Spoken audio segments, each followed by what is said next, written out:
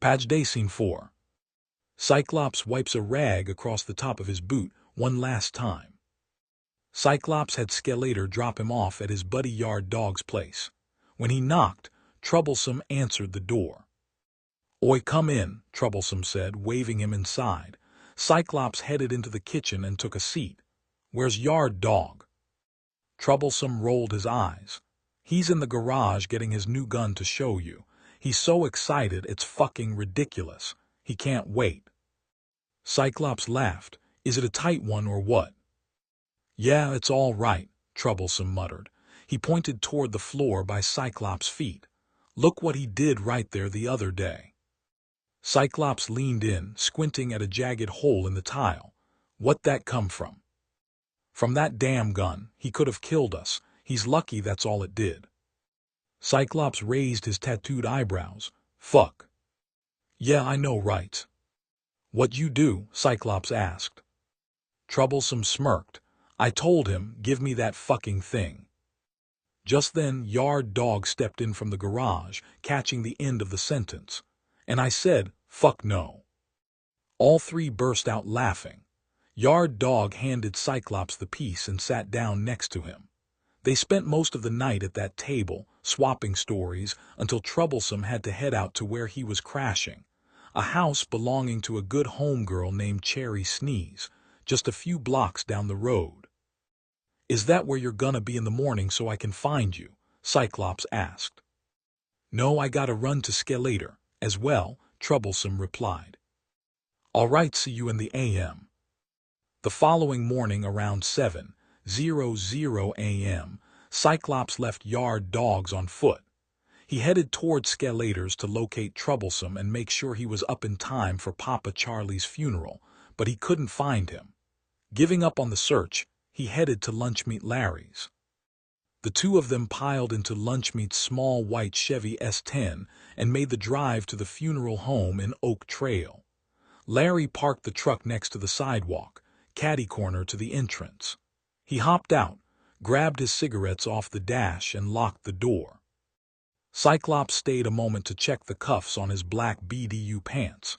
He took a final pull from the joint in his lips, stubbed it out in Larry's ashtray and stepped out of the cab. Reaching back onto the seat, he grabbed the red braces Papa's son, BJ, had given him. He clipped them to his waist, proud to be wearing Papa Charlie's old gear. The place was packed. Papa Charlie was loved by everyone within 100 miles of Wampton, the smallest city of 9 in the land of the lost, right in the heart of the Central Valley. As Cyclops made his way up the sidewalk, he spotted his arch-nemesis Marvin. Flashback memory. It was a normal summer afternoon. Cyclops was about 19, walking down Highway 132, when he saw Papa Charlie marching toward Main Street. Papa was mumbling to himself in a rage, gripping a heavy 6-cell maglite. "I wonder who Papa's going to fight," Cyclops thought. Then he said aloud, "Well, go see, stupid." He followed about a block behind. Suddenly, a big white tool truck pulled up next to Papa. Papa started screaming, waving the maglite like a club. He hopped up onto the side step and began beating the man in the driver's seat. When he finished, Papa barked, "Now go get my money. Don't bother coming back until you bring me $200 on a money order."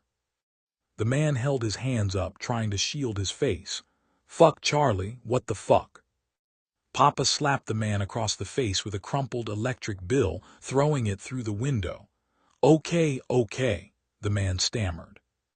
"Now get the fuck away from me before I fuck you up again, you son of a bitch," Papa yelled. Back in the present, Cyclops nodded to a few guys meandering on the sidewalk, but he kept his eyes on Marvin. He closed the distance quickly, calling out before Marvin could slip through the door. "Hey, Marvin." Marvin turned and scowled. "What's up, David?" "You and me out back. We need to have a talk real quick, I promise." Marvin's sister, Tilly, looked worried. She knew about the years-long feud, but Marvin agreed to go anyway. As they rounded the corner to the back of the building, Marvin stepped into Cyclops' space. "I'm going to give you a pass this time, homeboy," Marvin said. Cyclops stopped him before he could finish. Look here, homeboy. You aren't bad enough to give me a pass.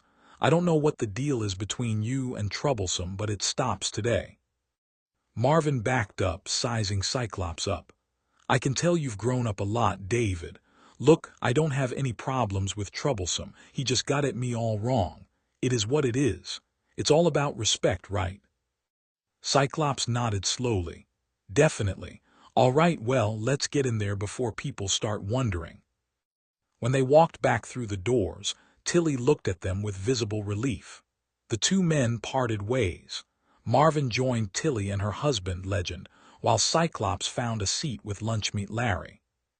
The service was beautiful, filled with stories of Papa Charlie's life. When it was over, the procession headed back to Wompton to meet at Brush Park for the reception. Flashback memory. A police spotlight hits the open door of a diesel truck. Cyclops and his friends freeze, caught in the act of a burglary.